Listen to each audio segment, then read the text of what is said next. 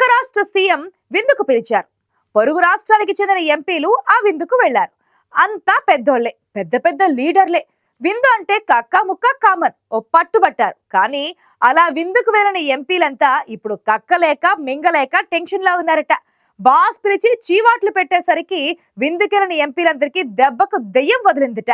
తెలుగు రాష్ట్రాల్లో hot topic గా మారిన ఆ ఎపిసోడ్ లోగుట్టేంటో లెట్స్ వాచ్.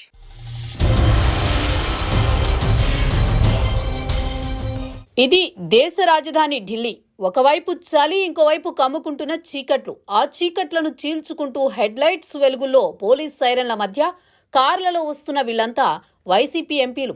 ఒకరిద్దరు కాదు, డజనుకు పైగా ఎంపీలు ఇలా క్యూ కట్టిన ఈ డెన్నెవరిదో తెలుసా? తెలంగాణ సీఎం రేవంత్ రెడ్డిది. ఈ రాజకీయ ములాఖత్కు కారణం రేవంత్ రెడ్డి ఇచ్చిన విందు. తెలంగాణ సీఎంగా బాధ్యతలు చేపట్టక ముందు రేవంత్ రెడ్డి లోక్సభ సభ్యుడిగా ఉన్నారు. ఢిల్లీ వచ్చి ఎంపీ పదవికి రాజీనామా చేసి తిరిగి హైదరాబాద్ వెళ్లే ముందు పార్టీలకు అతీతంగా ఎంపీలందరికీ డిసెంబర్ 20న విందు ఆహ్వానాలు పంపారు. పిలుపు రావడమే తరువాయి అన్నట్టుగా క్షణం ఆలస్యం చేయకుండా వచ్చేశారు వైసీపీ ఎంపీలు.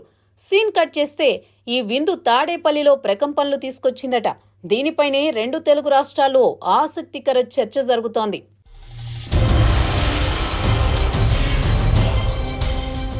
రేవంత్ రెడ్డి ఇచ్చిన విందుకు వెళ్లిన వైసీపీ ఎంపీలపై ఏపీ సీఎం జగన్ రేంజ్ లో ఫైర్ అయినట్టు సమాచారం. అలా ఇలా కాదు, పార్టీ అధినేత కోపం చూశాక కంగు తినడం ఎంపీల వంతైంది.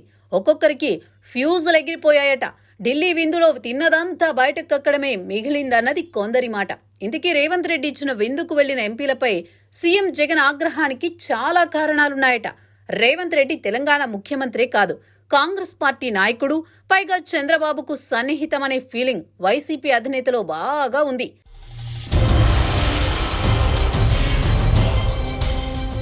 కాంగ్రెస్ అంటే సీఎం జగన్ కు పడదు. చంద్రబాబుతో పొలిటికల్ వైరం ఎలా ఉందో చూస్తున్నాం. వైసీపీ అధినేత ఫీలింగ్స్ ఇలా ఉంటే, ఎలాంటి ఫీలింగ్ లేకుండా రేవంత్ రెడ్డి పిలిచిందే ఆలస్యం అన్నట్టుగా ఎంపీలు రెక్కలు కట్టుకుని విందుకు వెళ్లడం సహజంగానే తాడేపల్లిలోని పార్టీ పెద్దలకు కాలింది. రేవంత్ రెడ్డి విందు ఇచ్చిన రోజే వైసీపీ ఎంపీ విజయసాయిరెడ్డి కూడా డిన్నర్ ఆఫర్ చేస్తే వైసీపీ ఎంపీలు పెద్ద ఆయనకు అలా ముఖం చూపించి ఇలా తెలంగాణ సీఎం రేవంత్ దగ్గరకు వచ్చేశారట. ఇంకా విచిత్రం ఏంటంటే, రేవంత్ ఇచ్చిన విందుకు కాంగ్రెస్ ఎంపీల కంటే వైసీపీ పార్లమెంటు సభ్యులే ఎక్కువగా హాజరు కావడం విశేషం.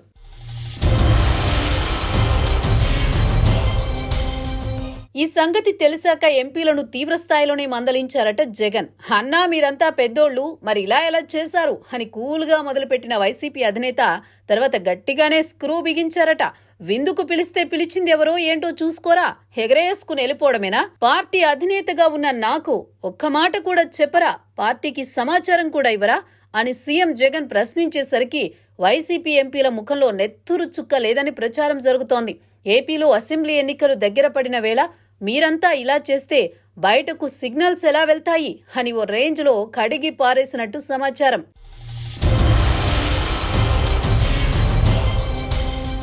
ఢిల్లీ విందు ఎపిసోడ్ సమాచారం ఎంపీ మిథున్ రెడ్డి ద్వారా సీఎం జగన్ కు తెలిసిందట.